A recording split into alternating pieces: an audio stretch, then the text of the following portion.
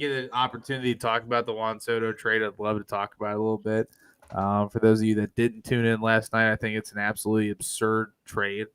Juan Soto is amazing, but man, they gave up a absolute ton for Juan Soto.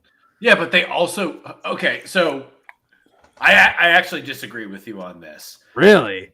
I do. Yeah, because the Padres also got Josh Bell, right? So when the Padres right. So who's hitting over 300 and was the backbone of Washington's offense behind Soto. So if you are San Diego, your franchise is built to win right now. Right? You have Machado, you have Tatis Jr., who's on the IL, so I guess we could scrub him. You have Yu Darvish, you have Blake Snell, you have Joe Musgrove. You just traded for Josh Hader, and now you trade to get your centerpiece, right? Don't forget Brandon Drury. They also got Drury. I am getting there, yes. So if you can get Juan Soto and Josh Bell, you have two guys that can hit over 300 that both provide a significant bolster from the left-hand side of the plate, right? Josh Bell being a switch hitter and being a better hitter from the left side than the right side, it is a significant advantage for San Diego. And now San Diego gave up Mackenzie Gore, who is their top pitching prospect, and CJ Abrams, who is their top middle infielder prospect. But don't forget, they have Tatis, right? And they also have Machado. And then you just said it. They traded for Brandon Drury. They actually have two guys that can play shortstop right now on the roster between Machado and Tatis. And you have Drury who can play third base. So if you're San Diego and you're scrubbing into that second wild card spot, you just got yourself an opportunity, if you're so lucky, that you end up playing the Braves, who don't have a good 5-man rotation if they end up winning the NL East. And you could probably beat them in a best of 7.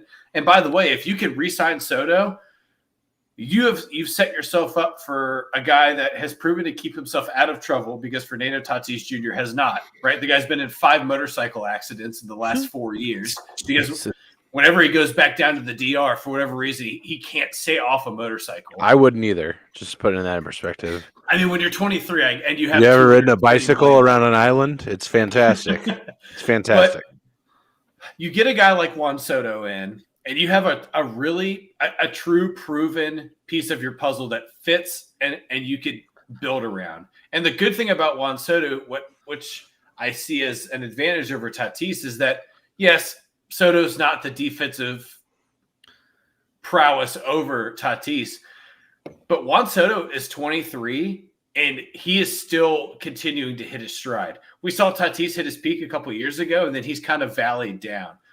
Soto continues to hit the ball harder and harder and harder as he gets older. And even if you sign him for 14 more years, he's going to be 36 or 37 when this contract's over. You throw in a no-trade clause after year 6 or 7, it's kind of no harm, no foul. I think for a team like the Padres, who was scared to spend money because of how good the Giants and the Dodgers were in the early 2000s up until 2016, it's a big ball move, a huge cojones move to be able to go out and get Soto and say that you're going after a World Series, which is what they've done. So I heard Jake Arrieta talk about this, man, and he's got a podcast with the Evil Empire, but he's great nonetheless, a World Series champion. But he had said this, like, listen, dude, we've watched the fucking Dodgers run that division for the last quarter of a century, right? Yep. That division has run through Los Angeles, and if you're gonna make a move, now's the time, man. Yep, and they're doing it. The Padres are doing it. They're absolutely committed to it. And the major thing for me, and Aaron, I know you guys made a move here recently for the Guardians, going to get, I believe you got Gallo, didn't you? If I'm not mistaken. No. I thought Gallo went. He's on the Dodgers now. Oh, okay, I'm sorry. I thought he went to the Guardians. My bad. Let me interrupt you for a quick second. Rob, thank you for swinging in. If you guys like Call of Duty content, Rob is on Twitch.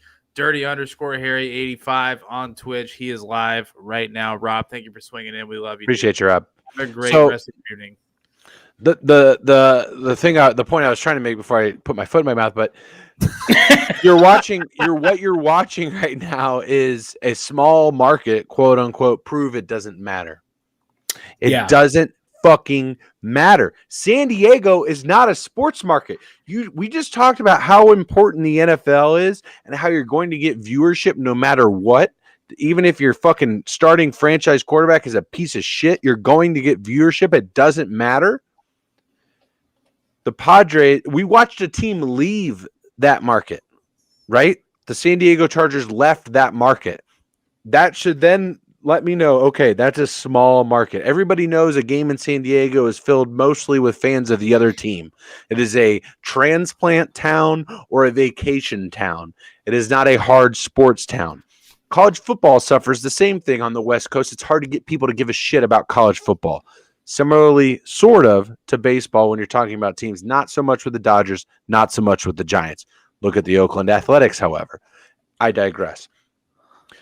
The San Diego Padres are a small market team. Their attendance matches almost identically to that of the Cincinnati Reds, which is similar to other teams in small markets, very low. They don't give a shit. They're going out and spending money because they want a winning team. And Jake Arrieta put it perfectly. If you're one of these 30 owners, don't you just want to hold that trophy? Don't you want to? Don't you want that ring? Isn't that why you bought that team?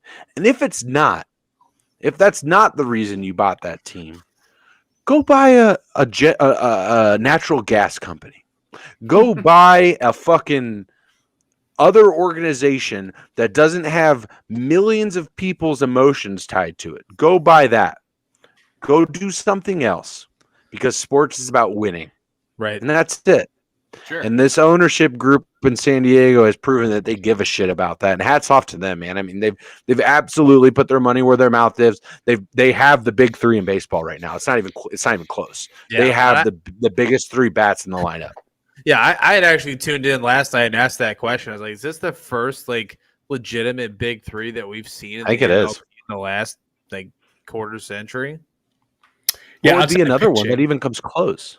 Glavine, Maddox, Smoltz. Again, it's not from the rotation, right? That's what I'm saying. That's the point we made last night. Position players, yes, we haven't seen this in a really, really long time because most teams aren't willing to spend that kind of capital. Judge and Stanton are the only other two that even come close, really, in my opinion.